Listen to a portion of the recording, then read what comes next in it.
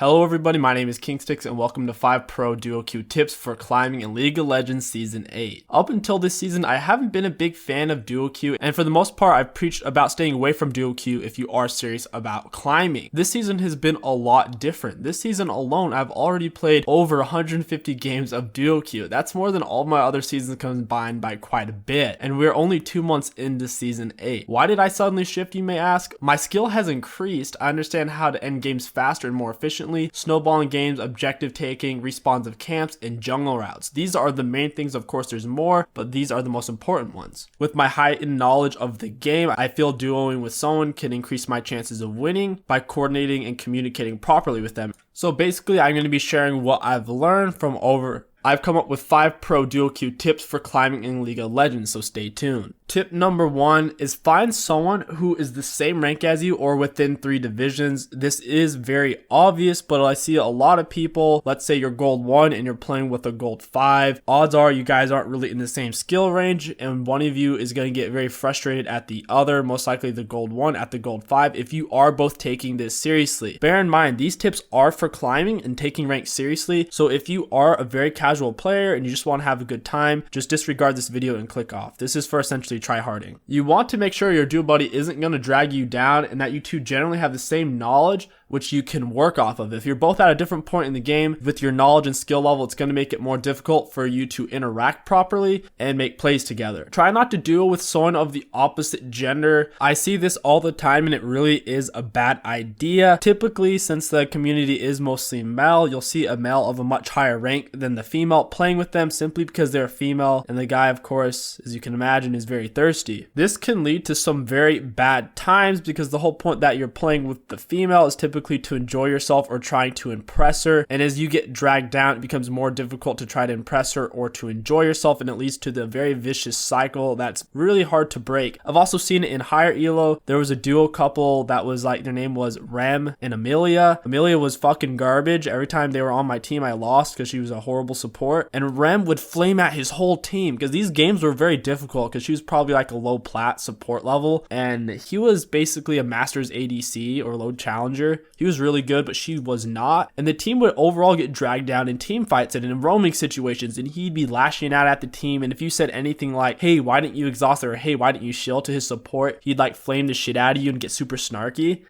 I just don't recommend duoing with someone of the opposite gender unless you truly are the same rank. Even if you are, I still don't think it's a good idea because there's just a little bit too much tension there and it can lead to some unoptimal things in ranked play. Of course, I'm not saying you shouldn't play with someone of the opposite gender. If it is a normal or a game you don't really care about winning, let's say you buy a fresh account because you do want to play ranked with them, that's fine. But on your main account, you're really trying to climb, avoid playing with someone of the opposite gender. Tip number 2, voice comms. Voice comms are extremely important. Initially, when I was doing a lot of duo queue, I wasn't necessarily using voice comms because I had trouble concentrating if someone was talking. I'm going to touch in on that. One of the best things about voice comms is that you have a person who's guaranteed going to listen to you when you say something. Typically, when you ping on the map, people don't really listen to it or it gets disregarded altogether. One thing you need to look for when you are using voice communication, one of you needs to be the overall shot caller. This doesn't mean that both of you can't make out calls or say what the next play is, but it becomes very strenuous when both people are trying to shot call at the same time or are both a little too bossy because then it just annoys the other player. It can really turn into a power struggle, and then you find it's very hard to duel with the other person because you don't agree with their plays, they don't agree with yours, and you're butting heads and working in the opposite direction a lot of the time. And then if something does go wrong, you're like, oh, we should have done what I said, and then that's the even worse thing for you to do. If you find yourselves arguing with each other about what play to make, or if the play goes wrong, saying, oh, we shouldn't have done this, blah, blah, blah, then you probably shouldn't be playing together because you're just going to be agitating each other as you play. If one player talks too much for the other person or is too toxic for the other person, you really shouldn't be playing together. I know what this is like. I've played with a lot of different people in duo queue with voice comms on. Some individuals are very toxic whenever they are on voice comms, and they'll complain about a lot of stuff, or they'll just be talking nonstop, maybe if it's not even about the game, just because they're a very talkative person. For me, me personally, if my duo partner is talking for very large chunks of the game, it makes it very hard for me to focus and for me to play properly. So I definitely avoid trying to play with people like that with voice comms on. Also, if my duo partner is complaining a lot, it really beats me down.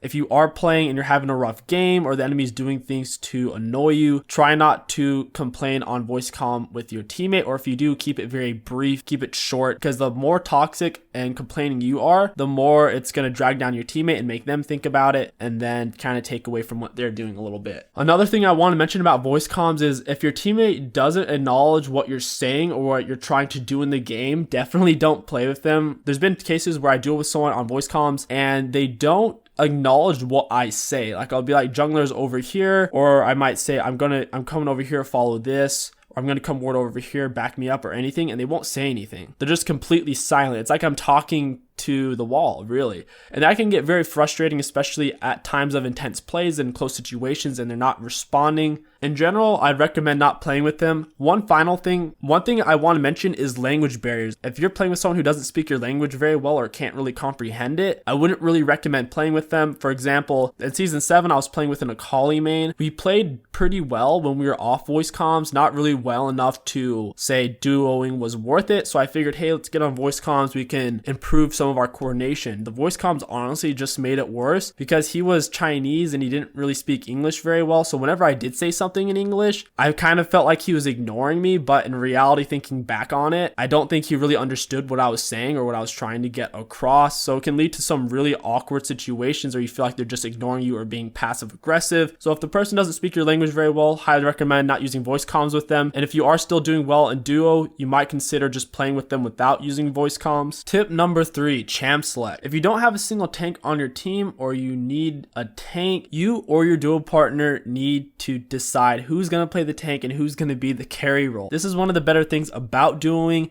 is you don't have to take the bullet every time. For example, if your team doesn't have a tank, you can say, hey, you go tank this time, I'll go tank next time. Or if one of you are comfortable with playing tank every time, you can just do it like that. This is important. If you already have a tank on your team, I highly recommend one of you going a hyper carry champion and the other one going a supporty style champion like a Lulu, Janna, or Karma. Or it could even be a utility champ like Orianna who has AoE and has a shield. This is really powerful for hyper carrying and taking down enemy teams fast and efficiently. For example, if I want to play a hyper carry because we already have a tank on our team, I'll go Twitch jungle or maybe a Master Yi and I'll say, hey, could you go a support or utility champion? And then my duo buddy will go something like a Lulu or Orianna. Whenever you do get into the champ select, OPGG your whole team simply by copy and pasting the whole chat at the beginning. It should say, for example, Poop Sniff joined the lobby, Cormag joined the lobby, KingStix joined the lobby. It'll say it in that same format. It'll say their summoner name and then join the lobby. Copy and paste that whole thing all at once, put it into OPGG and it will automatically take out join the lobby in the spaces and it will show everyone all at once for you and you can look at it that way. This is really important for looking at people's win rates in their most recent games. A lot of the times there might be someone who's boosted who lost their last 4 games and had like 20 deads each time. In that situation, obviously you want to dodge. Dodging is way better than actually losing because you waste way less time. Also with dodging, you only lose LP, you don't lose any MMR. So for example, if you dodge 8 times in a row and you were previously winning 20 LP per win, you're still going to be winning 20 LP per win. You just lost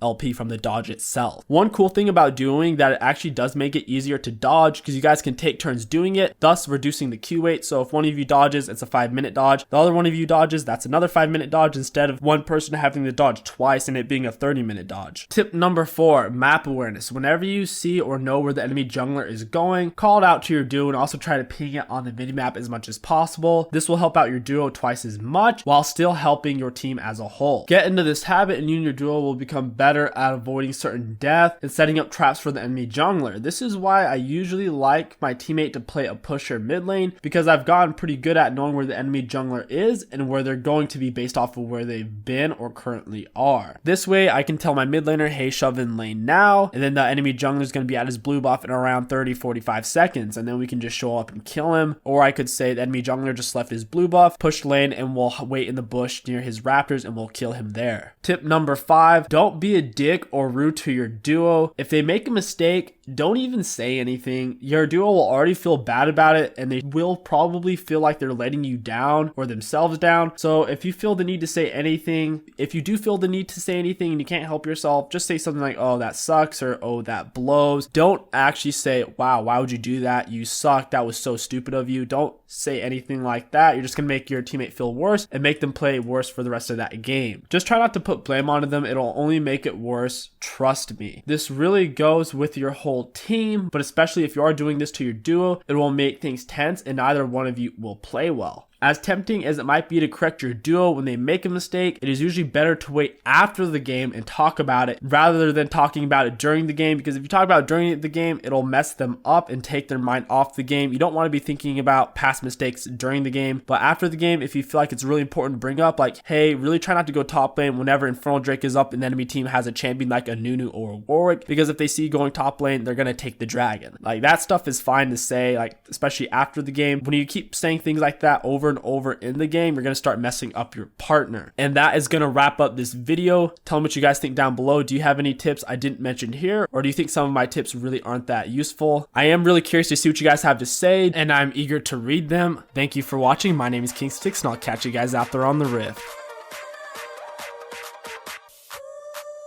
Yeah.